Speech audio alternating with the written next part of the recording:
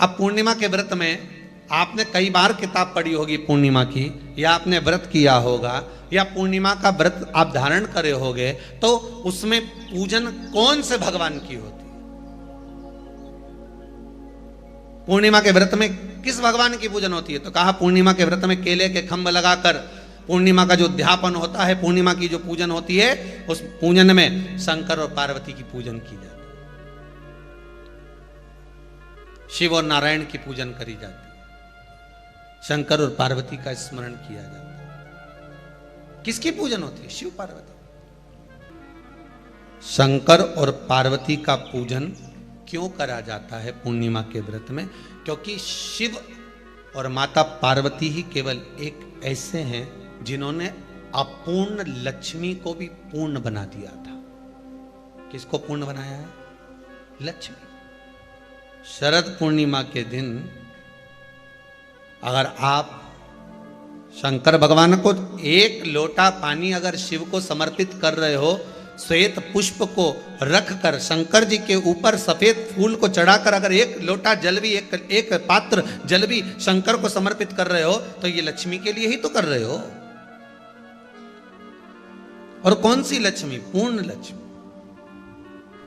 पूर्ण लक्ष्मी।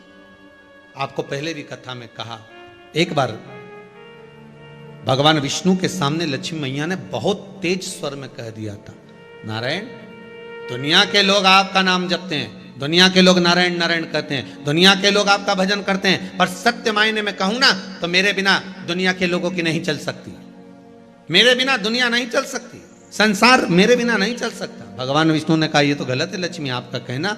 एक दिन लक्ष्मी को अहंकार आ गया, अहंकार के संबोधन जब माता लक्ष्मी करने लगी तो भगवान, उसी समय पर भगवान विष्णु को क्रोध आ गया और भगवान विष्णु ने कह दिया, लक्ष्मी तू इतनी बड़ी बड़ी बात कहती है कि तेरे बिना नहीं रह सकती संसार। मैं तुझे कहता हूं लक्ष्मी तू अपूर्ण है, तू अपूर्ण है, तू पूर्ण कब हो गई? लक्ष्मी की आंख से आंसू बहने लगे, आज आपने मुझे अपूर्ण कहा है। आपको मालूम है आप मुझे अपूर्ण कह रहे हो? आपको ये ज्ञात हो रहा है आप मुझे अपूर्ण कर रहे हो? भगवान कहते हैं हाँ लक्ष्मी मैंने तुझे अपूर्ण कहा है। अपूर्णता का मतलब आप जानते हो ना? भगवान कहते हैं लक्ष्मी मैं सब जानता हूं। लक्ष्मी रोती हुई माता सरस्वती के पास पहुंच गई। सरस्वती ने पूछा क्या बात है लक्ष्मी, क्यों रो रही हो? लक्ष्मी जी ने कहा क्या बताऊं सखी, मेरे पति ने आज मुझे अपूर्ण कह दिया है। तो क्यों रो रही है तू? अपूर्ण अगर कह दिया, पति ने ही तो कहा है ना, तो क्यों रोना? चल मेरे साथ में। और सरस्वती मैया माता लक्ष्मी को लेकर सीधे पहुंच गई माता पार्वती के यहाँ। माता पार्वती ने लक्ष्मी जी को देखा और सरस्वती को देखा तो पूछा कि बात क्या है, क्या हो गया ऐसा? पार्वती जी कुछ बोलती, शिव जी का ध्यान माता सरस्वती की ओर और लक्ष्मी की ओर गया और भगवान शंकर जान गए कि आज भगवान नारायण ने लक्ष्मी जी को अपूर्ण कहा है। अब देखें माता पार्वती क्या कर सकती है, इसको पूर्ण बनाने के लिए करेगी क्या?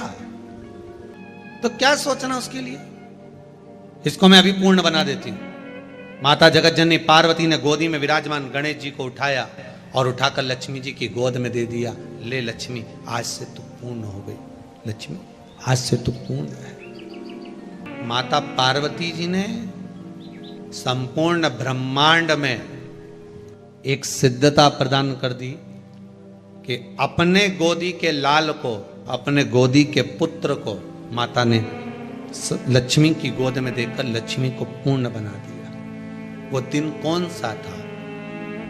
यही शरद पूर्णिमा का दिन था। शरद पूर्णिमा का दिन लक्ष्मी को पूर्ण करने का दिन, पूर्ण करने का। केवल अमृत ही नहीं बरसता, शरद पूर्णिमा के दिन लक्ष्मी भी बरसती है।